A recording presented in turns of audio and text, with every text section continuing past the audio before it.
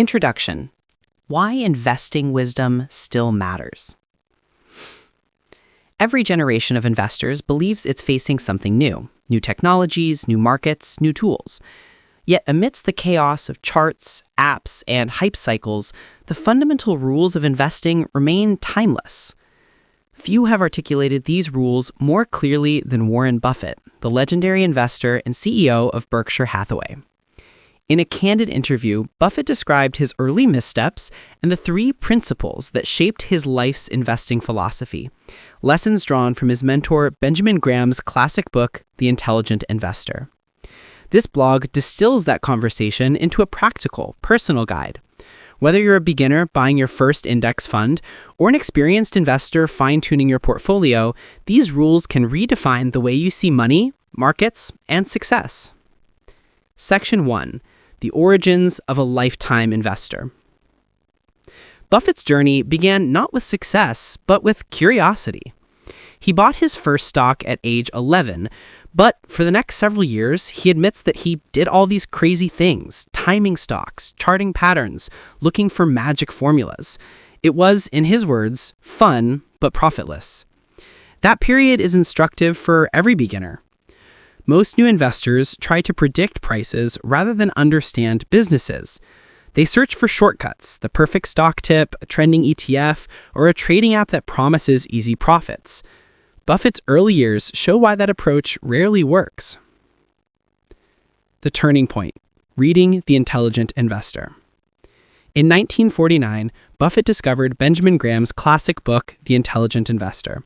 He describes it as a philosophical revelation. 2 chapters, he says, contained everything needed to build a lifetime investing framework. They introduced him to 3 core ideas. A stock is part of a business. The market exists to serve you, not instruct you, and always insist on a margin of safety. These principles, simple as they sound, underpin Buffett's empire, and they can underpin your financial independence too. Section 2. Rule number 1. A stock is part of a business. From symbols to substance. Buffett recalls memorizing ticker symbols. He knew that X was US Steel and TE was AT&T without knowing anything about what those companies actually did. This is where most investors begin, treating stocks as lottery tickets rather than ownership stakes. The first step towards investing maturity is to see every stock as a share of a real operating business. When you buy shares of Apple or Coca-Cola, you're not trading numbers on a screen. You're buying into the factories, the employees, the customers, and the long-term earnings power of that company. Ask business questions, not price questions. Buffett learned to replace "what will the price do next week" with "what kind of business am I getting into?" His key checklist: economic characteristics. How does the company make money? Are its products necessary, recurring, or fad-driven? Competition. Does it have something that rivals can't easily copy? Patents, brand, network effects, or cost advantages? Management. Are leaders honest and capable, or are they chasing quarterly earnings? Durability. Will the company still be relevant in 10 to 20 years? The shift in mindset transforms investing from speculation into ownership. When you view stocks as businesses, temporary market drops stop feeling like threats. They become opportunities. Practical application. For beginners, this means doing business-level research even for index funds. Read annual reports instead of solely relying on stock charts. Understand the industry landscape. Imagine owning the entire business. Would you be proud to? Confident in its products? Investing isn't about predicting, it's about understanding. Section 3. Rule number 2. Let Mr. Market serve you, not guide you. Meet Mr. Market. In Chapter 8 of The Intelligent Investor, Graham introduces a character called Mr. Market, a manic-depressive business partner who shows up every day offering to buy or sell your shares at wildly different prices. Buffett calls this one of the most powerful lessons in investing psychology. He's an alcoholic, manic-depressive, Buffett jokes. You don't have to pay any attention to him except when it's to your advantage to do so. The emotional trap. Most investors react the wrong way to market movements. They feel good when prices rise, even if fundamentals haven't improved, and they feel bad when prices fall, even if the business is stronger than ever. The result is buying high, selling low, and repeating the cycle. Buffett reminds us that the market's job is to serve you, not instruct you. You decide when to act. If Mr. Market offers a great business at a foolishly low price, you buy. If he's euphoric and offers to buy your stake at a ridiculous premium, you may sell.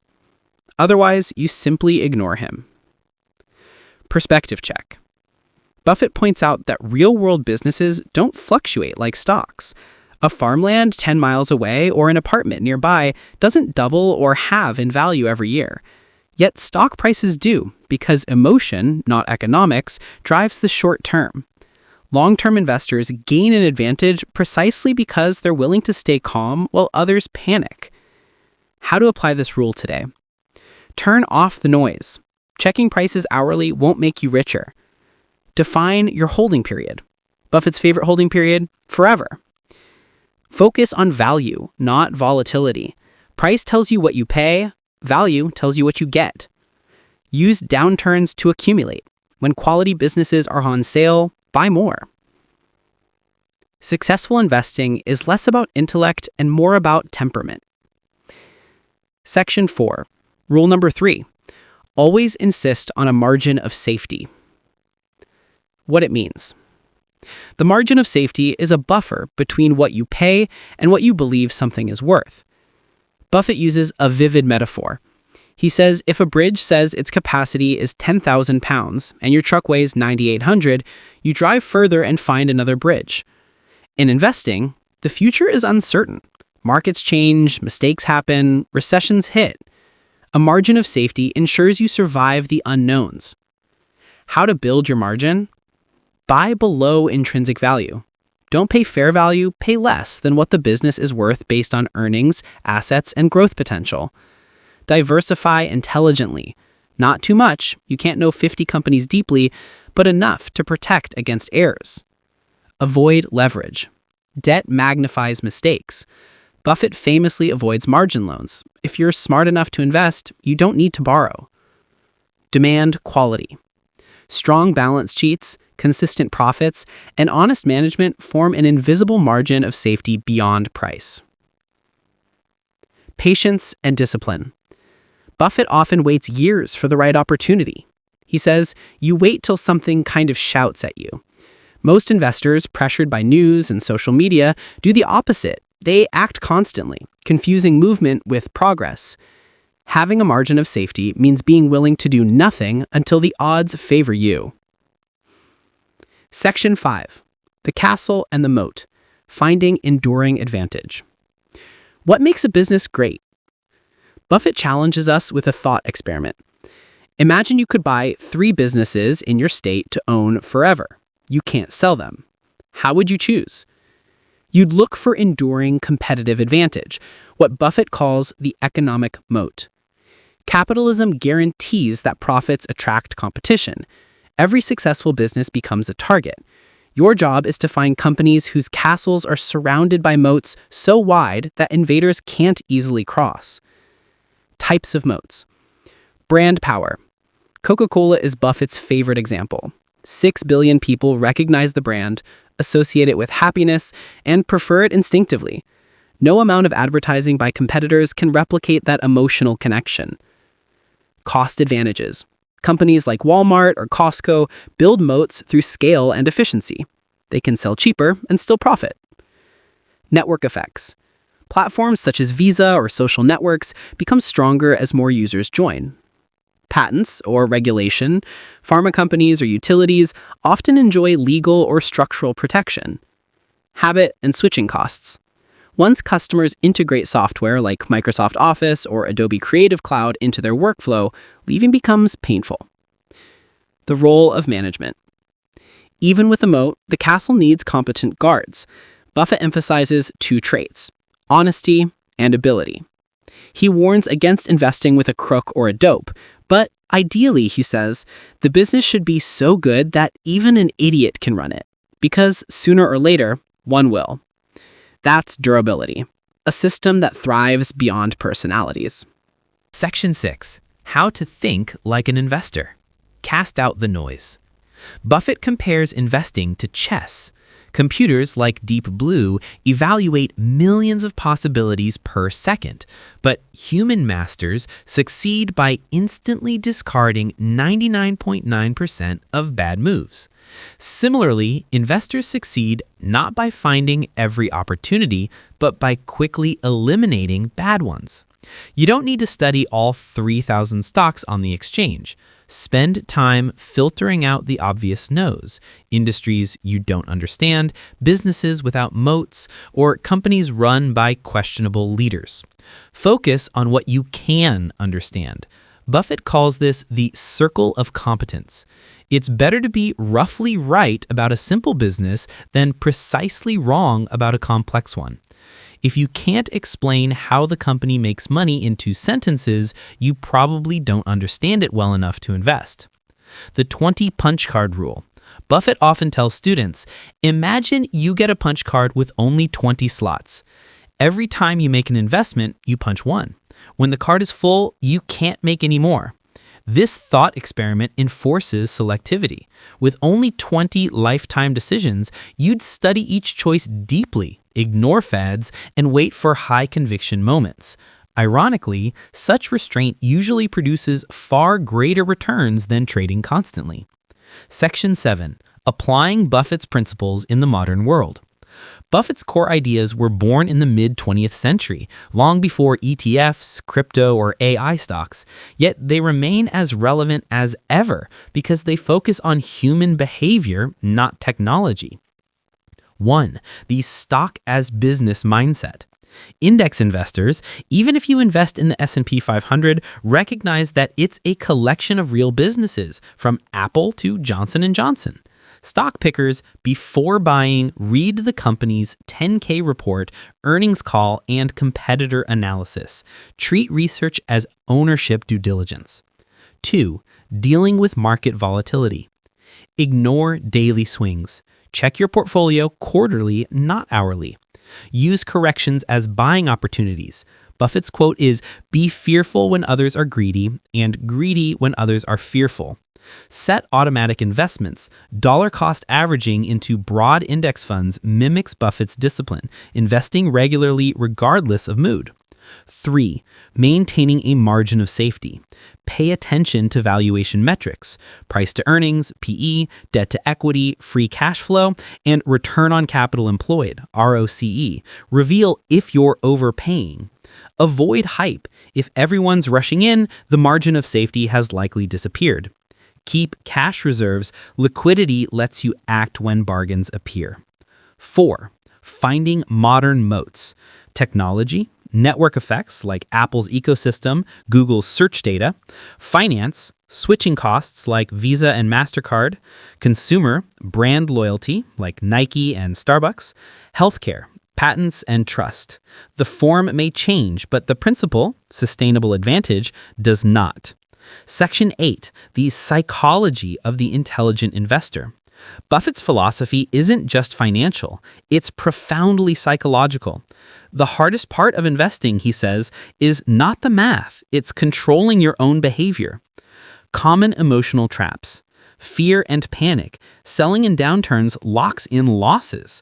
Overconfidence, mistaking luck for skill. Herd mentality, following trends because everyone else is.